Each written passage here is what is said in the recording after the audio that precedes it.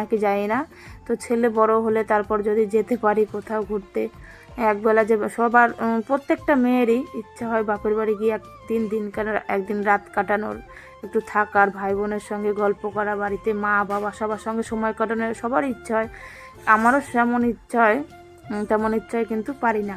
কারণ কে দেখবে এদিকে বাড়ি ঘর, কার ভরসায় রেখে যাব বলো, কেউ নেই বাড়িতে। আমি যদি চলে যাই একদিন গিয়ে থাকি তাহলে তো তোমাদের দাদা ভাইয়েরা সব সারাদিন রাত না খেয়ে থাকবে, একটু চা করেও খেতে পারে না। তোমাদের দাদা ভাই যে 1 কাপ চা করে খাবে সেইটাও পারে না। সেই ভেবেই আর কোথাও আমি যাই না। আর সারাদিন কাজকর্ম করার পরে শরীরে আর ইচ্ছেও দেয় না, সঙ্গ দেয় না যে কোথাও যাই বা বেরোই। একটু বাজারে যাব সেইটাই আমার ইচ্ছা করে না। সারাদিন কাজকর্ম করার পর মনে হয় বিছানায় একটু শুয়ে থাকে, একটু ঘুমাই, এই মনে হয় সারাদিন কাজকর্ম করার পরে। একদম শরীর ছেড়ে দেয়, তখন আর দেখবা কোনো কিছুই ভালো লাগে না। আর সন্ধ্যাবেলা যদি একবার বিছানায় গা লাগাও তখন তো আরও ইচ্ছা করবে না যে উঠে একটু কোথাও যাই।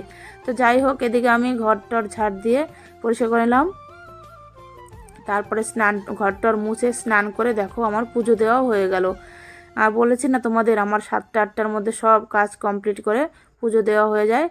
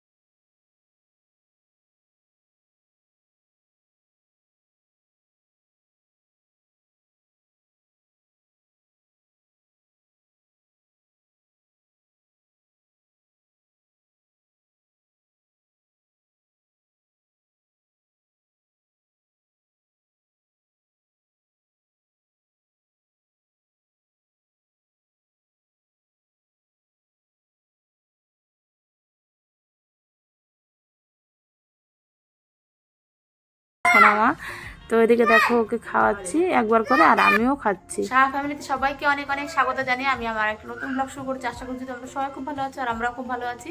আর যে যেখান থেকে আমার ব্লগ দেখছো তাদেরকে অসংখ্য অসংখ্য ধন্যবাদ, আর যারা আমার চ্যানেলটি সাবস্ক্রাইব করে দিয়েছে তাদেরকে অসংখ্য ধন্যবাদ। আর আজকে গিয়ে কাজকর্ম করলাম, তোমরা সব দেখলে। আর আমার পুজো টুজো সব হয়ে গেছে, স্নান টান সব কমপ্লিট। আর মাথার অবস্থা দেখো, আমার এই গরমের দিন আসলেও আমার মাথার চুলে অনেক উস্কো উস্কো থাকবে। গরম কিচ্ছু ভালো লাগে না আমার, এত গরম পড়েছে। দেখো এই কয়দিন হঠাৎ করে গরম পড়ে গেল, কিছুদিন মানে 2-3 দিন আগেও একটু ঠান্ডা ঠান্ডা ছিল, কিন্তু এই 2 দিন হলো এত গরম পড়েছে, অসহ্যর দিন চলে আসলো আবার। দেখো বেশি শীতও ভালো লাগে না, বেশি গরমও ভালো লাগে না। বেশি শীত হলে বলবে মানুষে বলবে ভালো লাগে না, বেশি গরম হলে বলবে ভালো লাগে না। তাহলে কোন কালটা সব থেকে বেশি ভালো লাগে বলো তো? শীত গরম কোনোটাই ভালো লাগে না, সব থেকে ভালো লাগে বসন্তকাল, তখন হালকা ঠান্ডা হালকা গরম, ও খুব ভালো লাগে। আর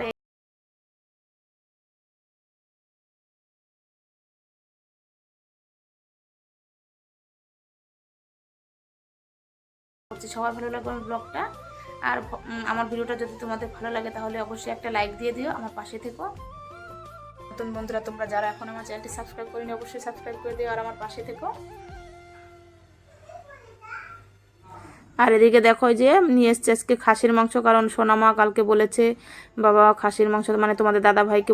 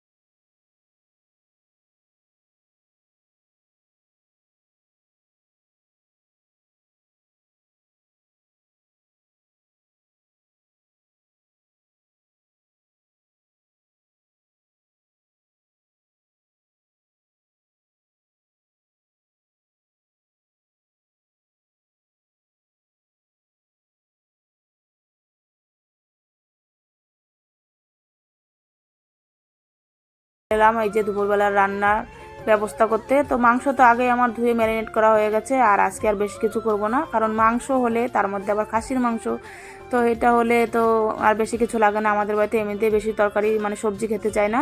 তোমার দাদাভাই বলে 1 পদ না হলে 2 পদ করবে। মাছ আর যদি মাংস আনি তাহলে হয় ভাজা আর মাংস, আর মাছ আনলে ভাজা নাহলে মাংস। নিরামিষের দিন একটু 2-3 পদ হয়ে যায়, কিন্তু যদি মাছ মাংস হয় সেদিন আর বেশি লাগে না, কারণ আমরা তো দুজনেই খাবো সবজি, কারণ ছেলে তো কোনো সবজি খায় না, সোনামাও খায় না। তো এদিকে দেখো আমি উচ্ছে কেটে নিচ্ছি, কারণ আজকে করবো উচ্ছে আলু ভাজা আর মাংস, আর কিচ্ছু করবো না। আর 3টে পটল আছে, সেই পটলগুলো নষ্ট হয়ে যাবে, তাই ভাবলাম কেটে ভেজে রাখি, তাহলে খাওয়া যাবে, নাহলে পটলগুলো ফেলে দিতে হবে। আর এমনিতেই এখন পটল নতুন সবজি, দাম অনেক, ফেলতে খুব গায়ে লাগে।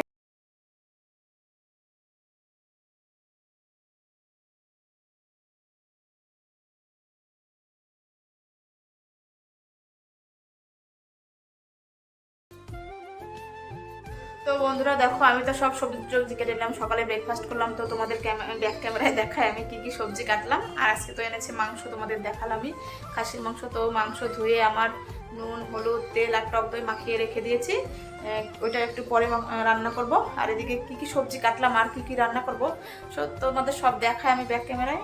এদিকে কেটে নিয়েছি আলু, মাংসে দেব, বড় বড় করে কেটে নিয়েছি। খাসির মাংস একটু বড় বড় করে আলু দিতে হয়। আর এখানে 3টে পটল ছিল, পটলগুলো নষ্ট হয়ে যাবে তাই আমি কেটে নিলাম, এগুলোকে ভাজা করব।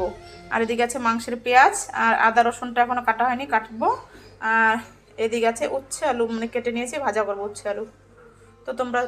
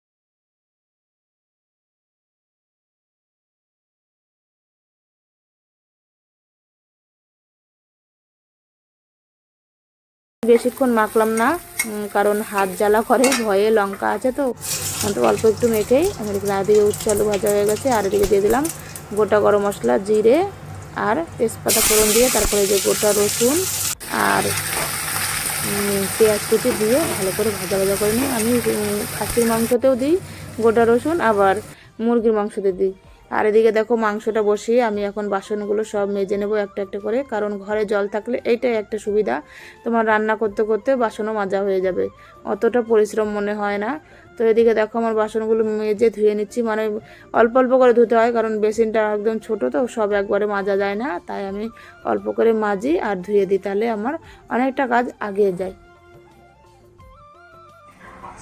তো আজকে রান্না করলাম উচ্ছে আলু ভাজা, পটল ভাজা, আর এখানে আছে খাসির মাংস, আর এদিকে তো আছে ভাত। তো আমরা এখন খাওয়া দাওয়া করি।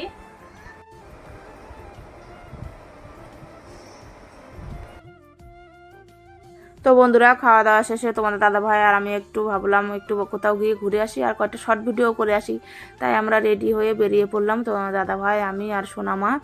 আর এদিকে দেখো আমরা যেখানে এসছি, দেখো কত সুন্দর পরিবেশটা, এত সুন্দর লাগছে, চারিদিকে সবুজ আর সবুজ, ধান ক্ষেত, কলা বাগান, খুব ভালো লাগছিল। এখানে আমরা কয়েকটা শর্ট ভিডিও করে নিলাম, তোমাদের দাদা ভাই, আমি আর সোনামা এসছি।